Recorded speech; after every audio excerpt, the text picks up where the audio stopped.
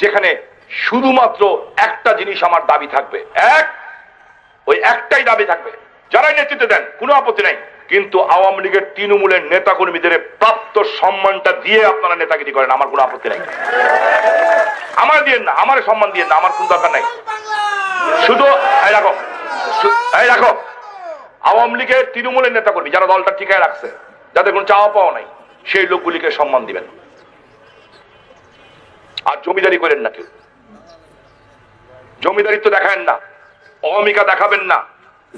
আমি ফ্যাক্টর, আমি ওইটা, কেউ ফ্যাক্টর না আল্লাহর দুনিয়াতে। জনগণ ছাড়া কেউ ফ্যাক্টর না, আর উপরে আল্লাহ ফ্যাক্টর একমাত্র।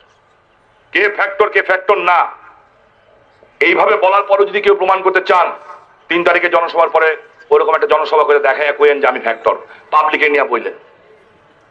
তাই আমি আমার সিনিয়র নেতারা এখানে বসা আছেন, সবাই আমার চেয়ারম্যানরা আছেন, কাউন্সিলর আছেন, আমার বোনরা আছেন, ভাইরা আছেন, সবাই আপনার আমার শক্তি, আমার কোনো শক্তি নেই।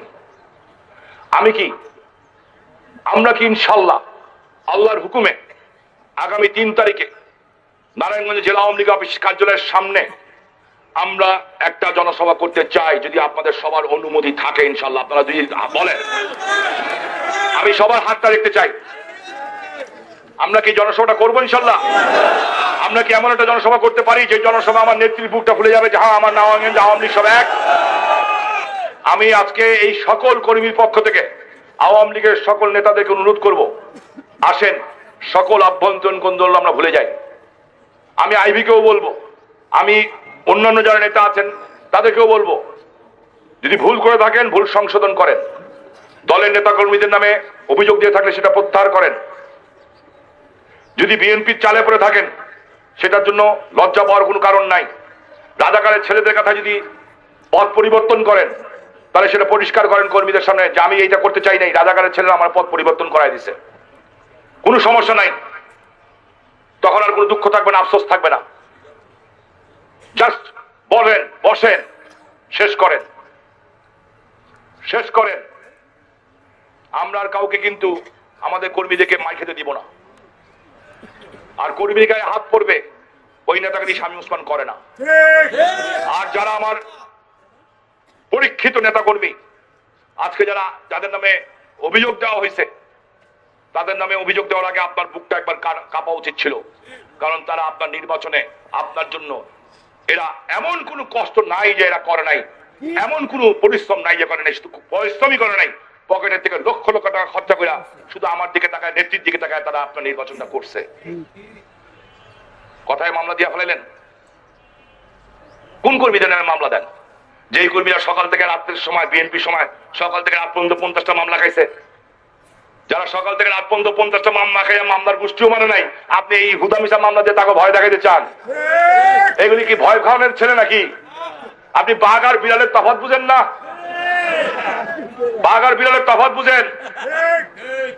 এটা বাঘ, বিড়াল না। আর বাঘের ঘরে বাঘই জন্ম নেয়, কোনো বিড়াল জন্ম নেয় না। এমন কিছু করেন না, বাঘের মুখের সামনে হাত লাগালেন না বেশি। তারা কিন্তু কেউ রাস্তা থেকে উঠে আসা নেতা হয় নাই, তারা নেতা হয়েছে, তাদেরকে কর্মীরা ভালোবাসা দেখেই তারা নেতা হয়েছে এখানে। এবং তারা ডাকলে স্বামী মুসল লাগে না, তারা নিজেরাও যদি ডাকে তাতেও 2, 4, 50 হাজার 1 লাখ লোক রাস্তায় আসবে, কিন্তু তখন কিন্তু থামাইতে পারবো না। হ্যাঁ, 3 জনসভা।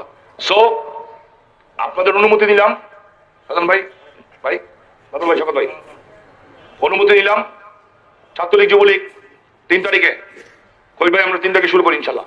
3 তারিখে জনসভা করব আল্লাহ যদি চায়।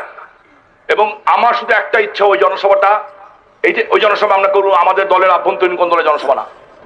ওই জনসভায় শুধু আমরা প্রমাণ করব আওয়ামী লীগ এক, নারায়ণগঞ্জ আওয়ামী লীগের ছিল, নারায়ণগঞ্জ আওয়ামী লীগের আছে, নারায়ণগঞ্জ আওয়ামী লীগের থাকবে।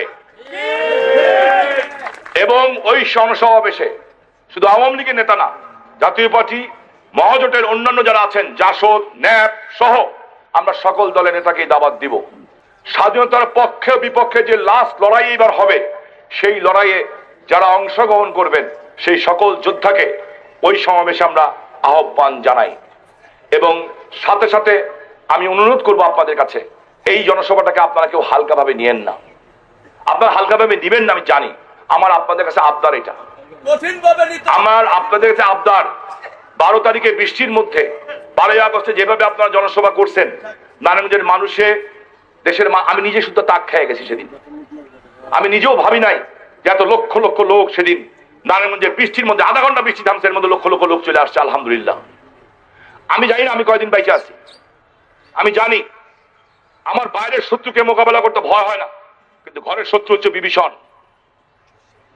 পিছন দিয়ে যদি কেউ ছুরি মারে সেই ছুরি তো দেখা যায় না, সামনের থেকে যদি কেউ ছুরি মারে ওই ছুরির আমি ভয় পাই না, কারণ আমার লাইফ এক্সটেনশন 16 জুন আমি মারা গেছি। 16 জুন আমার মৃত্যু হয়ে গেছে, মৃত্যুর ভয় আমি করি না। আর এমন কোন কাজ করি না আল্লাহর দুনিয়াতে জানা মতে যে আল্লাহ ছাড়া কাউকে ভয় পাবো। আল্লাহর পথে আসি, আল্লাহর পথে ছিলাম, আল্লাহর পথেই থাকবো। এবং যেহেতু রাজনীতি করি, গরিব মানুষের পক্ষে ছিলাম, গরিব মানুষের পক্ষে আছি, গরিব মানুষের পক্ষেই থাকবো, সাথে আমার যা হয় হবে। তাই আমি আপনাদের কাছে অনুরোধ করব, আমার সমস্ত মুরব্বীদের কাছে, আমার সমস্ত ভাইদের কাছে, চেয়ারম্যান সাহেবদের কাছে, কাউন্সিলরদের কাছে, ওয়ার্ড পর্যায়ের নেতাদের কাছে, ছাত্রলীগ, যুবলীগ, স্বেচ্ছাসেবক লীগ, কৃষক লীগ, মহিলা আওয়ামী লীগের কাছে, ন্যাপ, জাসদ, জাতীয় পার্টি সহ বিভিন্ন রাজনৈতিক সংগঠনের কাছে, যে আমরা সেদিন একটা সমাবেশ করতে চাই, যে এই সমাবেশ দেখার পরে আমাদের নেত্রী বুঝেন যে নারায়ণগঞ্জে আমার আওয়ামী লীগ সবাই এক হয়েছে, এবং নারায়ণগঞ্জের লক্ষ লক্ষ জনতা সেদিন যাতে বুঝতে পারে যে এই মাটি দখল করা খুব কঠিন ব্যাপার। এইটুকু আমি আপনাদের কাছে চাই। আর এখানে সবাই আছেন, জুয়েল মসজিদ সামনে আসো, একটু জায়গা দেন তোদেরকে। আসেন সবাই, আসেন সামনে আসেন। আগামী 30 তারিখ নারায়ণগঞ্জ বাড়ির ইলেকশন। আমি এটা কিন্তু সবাই একটু সিরিয়াসলি নেবেন। আমার বোন বাবলি অনেক খাটতেছে, ও অনেকবার আসছে, আপনারা অনেকে গেছেন। এখানে আমার হাতের বাম দিকে আছেন আমাদের সভাপতি প্রার্থী জুয়েল, যে গতবার সেক্রেটারি ছিল। জুয়েল একটু হাত দেখাও সবাই। সেক্রেটারি হচ্ছে আমাদের মহসিন। এরপরে হচ্ছে আমাদের 1 নম্বর ভাইস প্রেসিডেন্ট দাঁড়িয়েছে আমাদের কি লতিফ ভাই, কই আমাদের লতিফ ভাই, আমাদের সিদ্দিগঞ্জ আওয়ামী লীগের নেতা। এরপরে হচ্ছে সালাউদ্দিন, কই সামনে আসো, অ্যাডভোকেট সালাউদ্দিন সহ সভাপতি। তারপর হচ্ছে অ্যাডভোকেট মাহবুবুর রহমান যুগ্ম সাধারণ সম্পাদক, অ্যাডভোকেট জসিমউদ্দিন। একটু জায়গা দাও না সবাই, যারা হাত উঠেছেন সরে যাও। সোহেল তোমরা এখানে এসো, এখানে এসো। যারা হাত তুলছেন এদিকে আসেন, দাঁড়ান। এরপর হচ্ছে মনিরুজ্জামান কাজল, হাত দেখাও সবাইকে। হ্যাঁ এদিক চলে আসো। সুভাষ বিশ্বাস, সুভাষ কোথায়? হ্যাঁ দেখো তার আছে। আবুল বাশার রুবেল,